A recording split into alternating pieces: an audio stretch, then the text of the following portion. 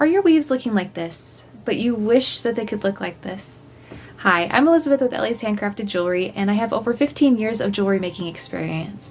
And today I'm going to share with you 3 tips that are going to help you improve your wire weaving technique so that you can achieve those cleaner, neater weaves. And if you stick around to the end of this video, I'll share with you a bonus tip. So let's jump in. So tip number 1 is to straighten your wires. Now I know this sounds like a really simple step, but if you're brand new to wire weaving or wire wrapping in general, this actually can be a difficult thing to do. So I'll go ahead and share with you 3 methods that I use personally to straighten my wires. The first one being using your fingers. Now this is really great if you have never worked with wire, because at this point it helps you to get familiar with the wire. So you just take your base wires and you straighten with your fingers, and this gives you a great feel for the wire as well as straightening. And it may take a couple times, and it doesn't have to be absolutely perfectly straight, but this is definitely a good method to use if you don't have any tools at hand. Now the second method that you can use is you can use Nylon Jaw Pliers or a wire straightener. I personally haven't used a wire straightener, but I do have a pair of Nylon Jaw Pliers, and they are really terrific, especially if you're working with coated wire. And all you have to do is take your wire and run it through the tips of the plier until it's straight. The method that you can use is you can actually roll out the wire. Now this is a great method too if you're using shorter segments of wire. So let's say you have a 6-inch segment of wire you want straightened. Sometimes that can be difficult to do with your tools or your fingers. So all you do is you lay your wire on a flat surface and you take another flat surface. I use a rubber bench block, and it works really terrific for me. It also prevents the wire from getting scratched up, and you just roll it over the top until the wire is straight, and then you have straight wires. Now the second tip is to learn how to stack your base wires or to collect your base wires together. You could simply just hold on to 3 or 4 pieces of wire at one time, but I don't recommend it once you start getting into 4 or more wires that you need to weave together. It just gets more difficult to hold on to. So I'll go ahead and share with you 3 methods that I use to collect my base wires together and stack them. The first method is to weave as you go. I don't recommend this for beginners simply because it can be difficult to do, especially if you've never worked with wire before, but I'll go ahead and share that with you in case you don't have any of the tools in the later 2 methods.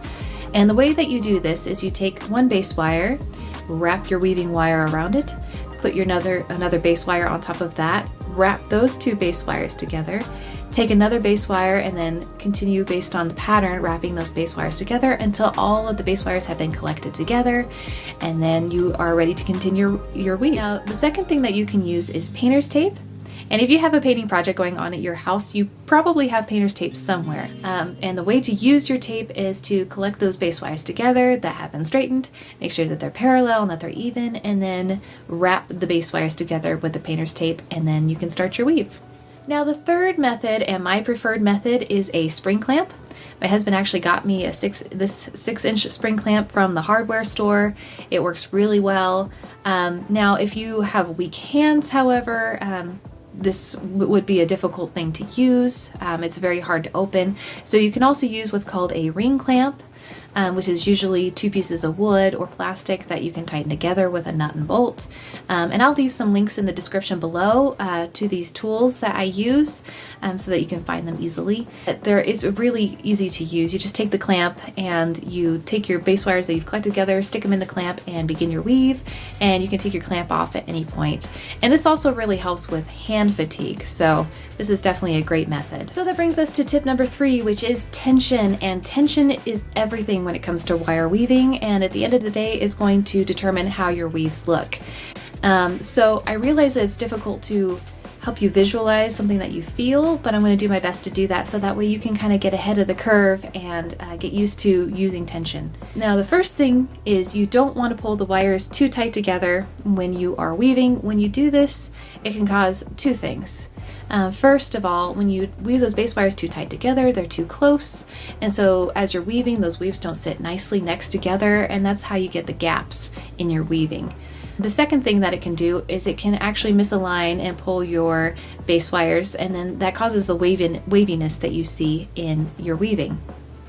Also, you don't want your weaving wire to be too slack or relaxed, because when this happens, then your base wires don't sit together nicely, and I've had them fall out of my projects in the past. The trick is to really have tension that is just right. And so that leads me to my bonus tip, which is going to help you with that tension. Now the bonus tip is something that I call the over direct method. Wire typically, when you put it in a shape, usually wants to retain that shape. So I take advantage of this by over directing the wire. So basically I'm guiding the wire as I go. I'm telling it where I want it to go as I weave. And by doing this, it helps me control the tension because then I'm not pulling so tight to get it to where it needs to go. I direct it to where it needs to go, and then I add tension to secure the weave. And if you're wondering about materials to get started, you can watch this video where I explain the different wires and tools that you need to get started in this wonderful craft of wire weaving. And if you guys found this video helpful, click that like button down below and hit subscribe so that you can stay up to date on the latest tips, tricks, and tutorials. Thanks for stopping by.